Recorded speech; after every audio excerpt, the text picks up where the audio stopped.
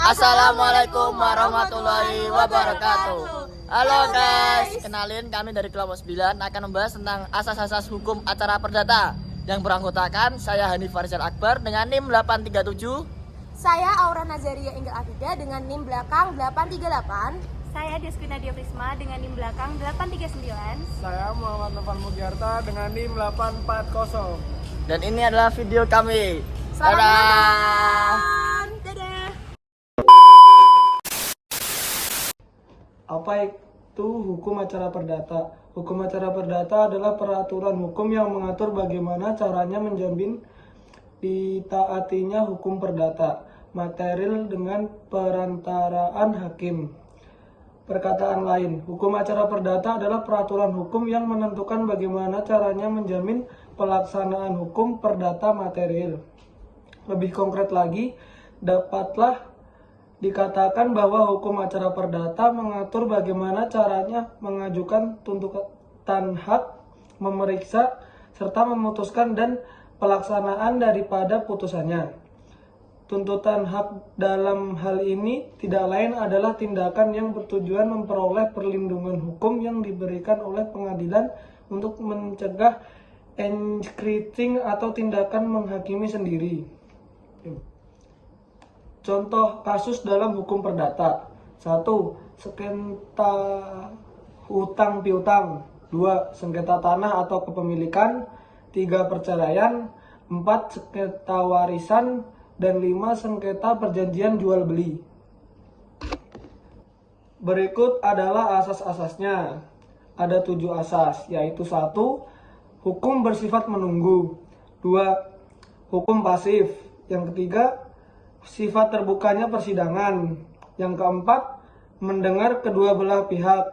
Yang kelima, putusan disertai alasan. Yang keenam, beracara, dikenakan biaya. Dan yang ketujuh, tidak ada keharusan mewakilkan. Yang keempat, hakim bersifat menunggu. Jadi, arti hakim bersifat menunggu adalah hakim tidak dapat mengadili ataupun memimpin jalannya sidang jika penggugat tidak memberikan gugatan. Maka hakim akan diam ataupun menunggu.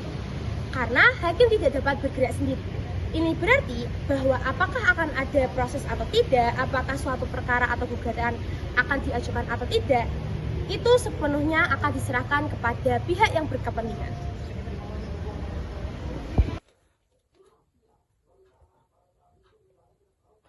Yang selanjutnya adalah asas hakim pasif. Asas hakim pasif ini berarti hakim menunggu diajukannya perkara oleh para pihak dan bahwa lingkup pokok sengketa ditentukan oleh pihak yang berperkara, bukan oleh hakim itu sendiri.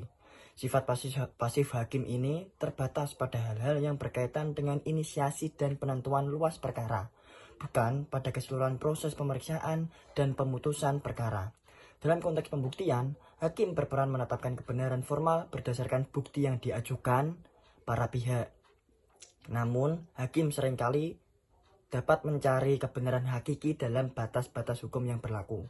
Secara teoritis, sebagian besar berpendapat para ahli menyatakan bahwa dalam hukum acara perdata, asas hakim pasiflah yang perlu ditegakkan.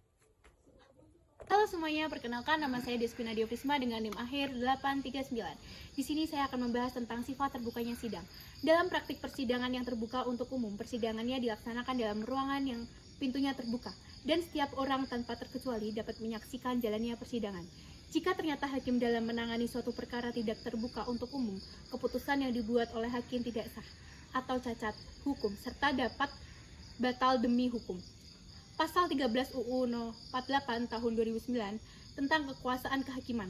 Namun dalam hal ini sidang terbuka untuk umum terdapat pengecualiannya, yaitu khusus perkara-perkara perceraian persidangan. Tertutup untuk umum karena menyangkut rahasia keluarga. Yang ketujuh adalah asas mendengarkan kedua belah pihak. Asas mendengarkan kedua belah pihak berarti hakim harus mendengarkan keterangan kejadian peristiwa hukum dari dua belah pihak. Dalam memberikan keputusan, hakim tidak boleh hanya berdasarkan salah satu pihak saja, terkecuali jika tergugat setelah dipanggil dengan patut 2 kali berturut-turut tidak hadir dan tidak memerintahkan wakil atau kuasa hukumnya, serta tidak memberikan atau mempergunakan haknya untuk didengar keterangannya. Lalu ada putusan harus disertai oleh alasan.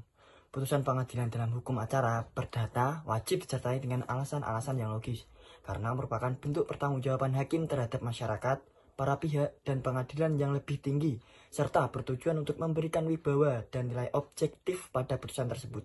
Alasan ini menunjukkan dasar pertimbangan dan analisis hakim dalam memutuskan perkara yang harus didukung oleh fakta hukum dan peraturan perundang-undangan yang berlaku.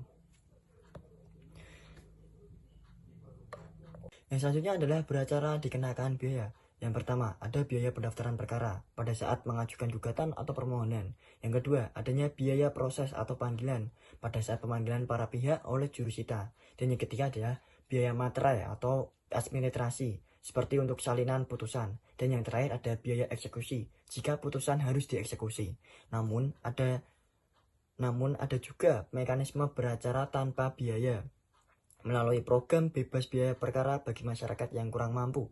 Hal ini diatur dalam Perundangan Mahkamah Agung atau Perma nomor 1 tahun 2014 tentang pedoman pemberian layanan hukum bagi masyarakat tidak mampu di pengadilan.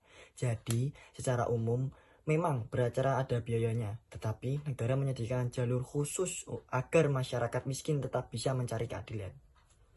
Selanjutnya, saya akan membahas tentang tidak ada keharusan diwakilkan. Dalam hukum acara di Indonesia tidak ada keharusan untuk mewakilkan perkara kepada advokat. Artinya, setiap orang berhak mewakilkan kepada advokat atau kuasa hukum jika merasa perlu bantuan profesional. Beracara sendiri atau perorangan disebut person. Hak ini dijamin oleh hukum selama dasar hukumnya pasal 118 HIR dan pasal 123 HIR atau 145 RBG memberi hak bagi pihak untuk menunjuk kuasa, tetapi tidak mewajibkan. Dalam perkara pidana, tersangka atau terdakwa juga berhak didampingi penasihat hukum, tetapi tidak wajib kecuali pada perkara tertentu. Misalnya, ancaman pidana 5 tahun, atau jika terdakwa tidak mampu dan terancam hukuman berat, wajib didampingi. Pasal 56 KUHP. Jadi mewakilkan dengan kuasa hukum adalah pilihan, bukan keharusan.